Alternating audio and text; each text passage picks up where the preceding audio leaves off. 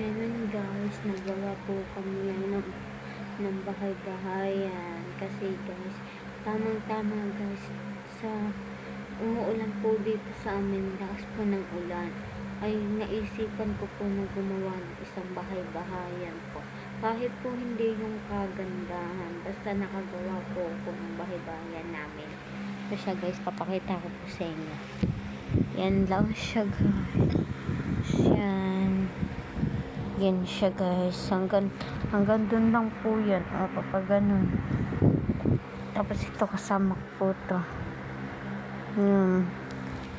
Nakatali po yan para hindi po matanggal. Yan po. Kahapon guys, naggawa po ako ng bahay-bahayan. Pero guys, nasira. Ang bilis nasira lang po.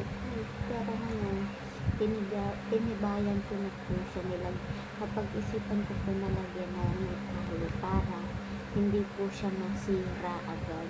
Diba guys? Ganun dapat ano. Kaya ngayon, ganun. Hanggang dun po yan, oh. Ganun, oh. Hanggang dyan. Pagpasensyahan nyo na guys. Kung makalat, okay lang po yun. At least, ayan.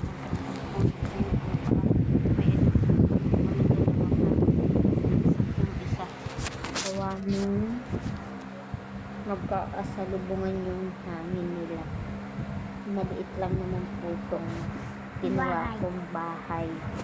Kaya isa na lang pong sinabi ko, isa na lang pong gagamitin i-correct pan. Yan guys.